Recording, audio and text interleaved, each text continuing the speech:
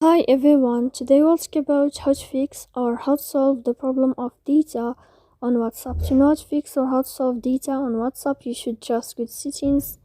Here we click apps, default apps, app settings. Then this list you will enter to the window or to the app of WhatsApp and we click.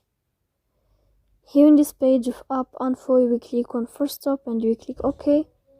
Then you will enter to the window of storage. Here we click clear cache.